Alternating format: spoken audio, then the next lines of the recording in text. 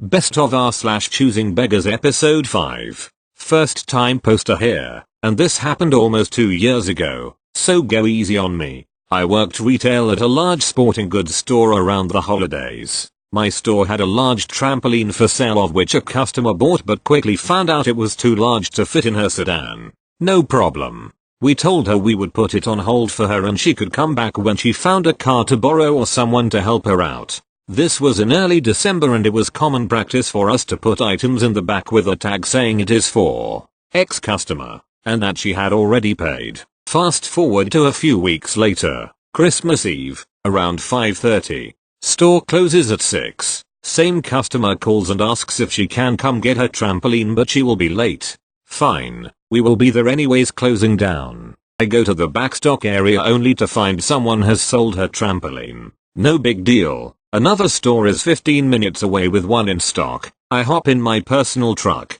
drive to the other store, pick up the trampoline and head back to the store. Arrive at roughly the same time as the customer. We tell her we can just move it straight from the bed of my truck into her car. Sounds good. Wrong. We go outside to find she is in the same car she came to the store in weeks ago, and has her son in the car, presumably the one who is receiving the trampoline for Christmas. Again we tell her that this trampoline will not fit in her car. At this point she is irate that the trampoline is not wrapped for her, not a service we have ever offered or advertised, that it won't fit, and that we have now ruined Christmas for her son because he knows he's getting a trampoline now and he won't have it tomorrow morning. Thank you. Next. So 2 years ago now I suppose this story happened and I thought I'd share it. I don't like shaming people but I've thought about it, and I am just going to do it. So my wife was browsing Facebook and came across a post from a young woman who had taken in her siblings after her mom died in a car accident. The kids lost all of their stuff as the daughter couldn't afford to pay movers to move all of their stuff down from the state to the town I live in where she is going to college. She puts a post out asking for any assistance. She needs clothes, food, a computer for the kids to do schoolwork on.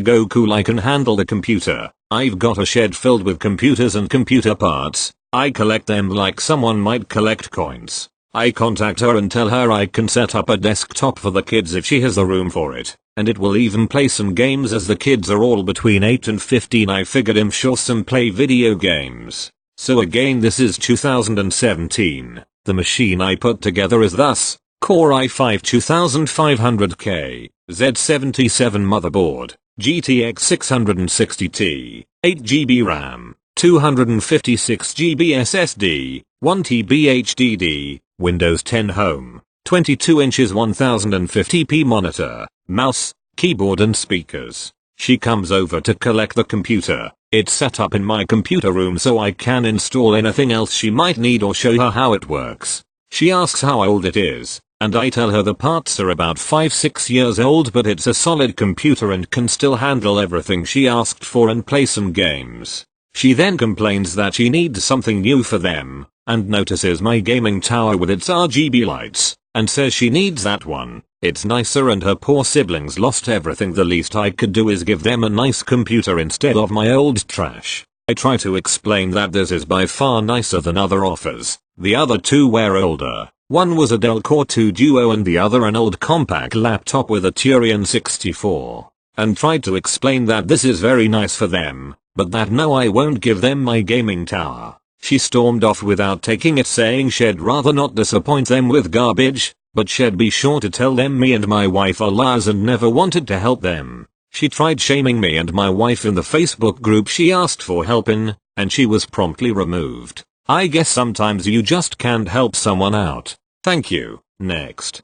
Hello all, first time posting in this thread, and I wanted to share my first ever CB experience. I was around 10 years when I was with my mother doing some shopping.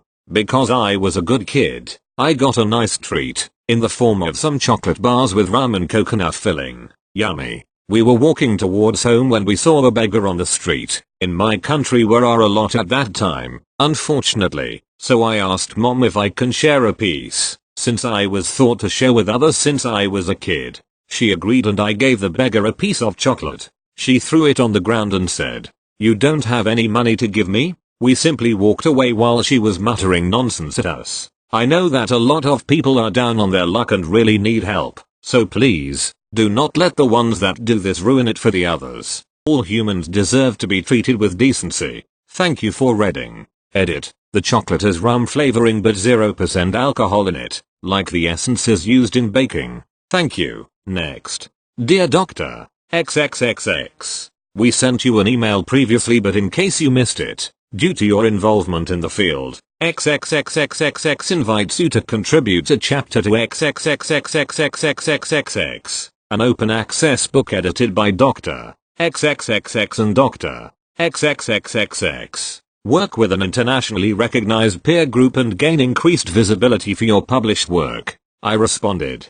Thank you very much. That's very kind of you to request the opportunity to put my work to good use. Please let me know what kind of compensation you can offer. They responded that have an open access model where they are likely paid via subscription and make marginal returns on actual sales. They will notify authors for compensation if their book sells. However, the organization is listed as a predatory publisher on https://predatoryjournals.com/. Can't escape that exposure.